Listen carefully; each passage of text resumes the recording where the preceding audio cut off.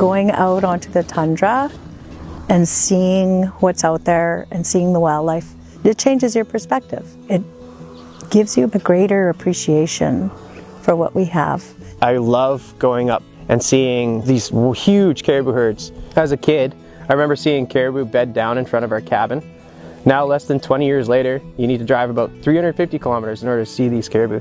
Throughout my short time on this planet, I've seen the caribou go from 500,000 down to 6,000. Just seeing all these animals slowly disappear, I decided that instead of being a hunter and gatherer, now my role is to try and save these herds for future generations. The context behind the Winter Road Guardianship Program is that the Bathurst herd is one of 9 migratory barren-ground herds that spend all or some of their time in the Northwest Territories, and they're a key northern species.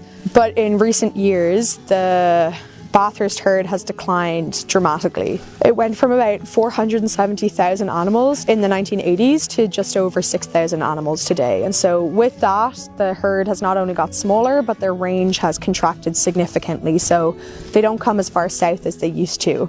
This dramatic decline of the herd really prompted NSMA members to want to investigate why and how this was happening. I was one of the guardians that went up to do monitoring, and this past March I went for 2 separate weeks. I've grown to appreciate it more and more the more I go up there. You know, I've been eating caribou since I was a child. It's been in our soups and stews and, you know, cut up and fried with bannock, and it's always been a staple in our diet. This is the 5th year I was up on the ice road.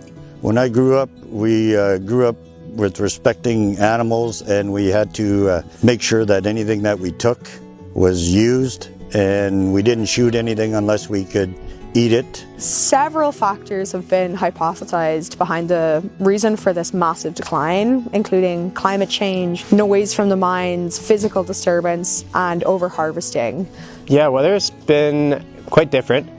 I've noticed that winter has been a lot shorter. Yeah, it's just harder to harvest.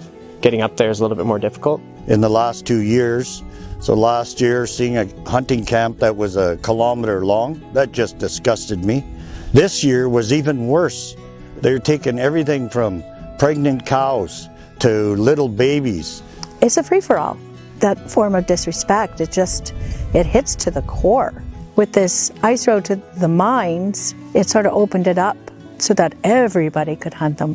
So the Tippecanoe Ice Road is a seasonal ice road that's constructed usually the beginning of February, and it runs till the end of March to service the diamond mines in the north. In addition to being a physical barrier to movement, they can also create anthropogenic disturbance through noise and traffic, and they allow really easy access to the herd for harvesters, and so you get this issue of potential over-harvesting. And so our guardianship program in 2024, we constructed a semi-permanent camp on the ice road.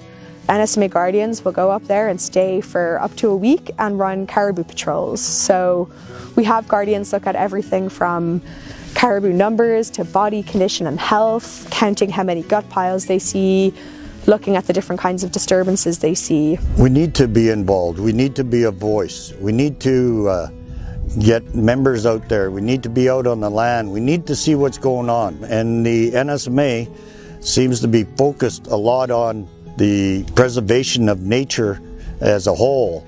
And that makes me really proud to be part of that. It gets us up there and gets eyes on what's going on the ice road. And then there's quite a bit of community activity up there. We've been working really hard to create and build relationships with other Indigenous organisations in the north. The North Slave Métis Alliance is part of several different co-management groups to do with caribou, including the Bathurst Caribou Advisory Committee and the Bathurst Caribou Range Plan.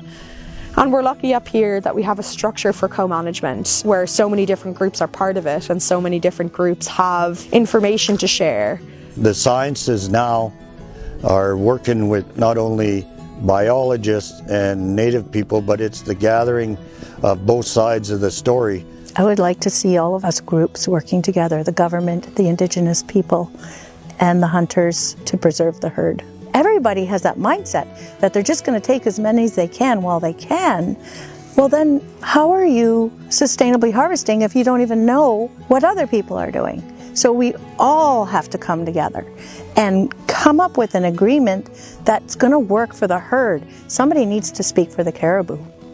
And that, I feel like, that's us. I think there should be more or less like a monitoring program, counting how many caribou are taken, just to kind of put it against how many caribou that are left and to determine what kind of percentage are being removed from the herd. Any other big game is managed that way other than caribou.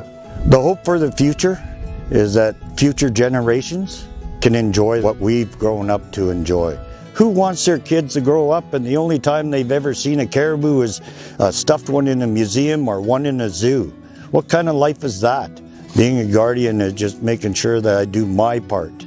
We're really lucky up here in the north that we still have so many local important species, and so it's just vitally important to protect them while we can. We really hope that this program will be able to provide a comprehensive view of what's happening to caribou in the north. The caribou are part of our ecosystem and they need to be protected. Bottom line, I think NSMA is doing a wonderful job of giving us that connection with the land that we really need in our lives. Everybody needs it.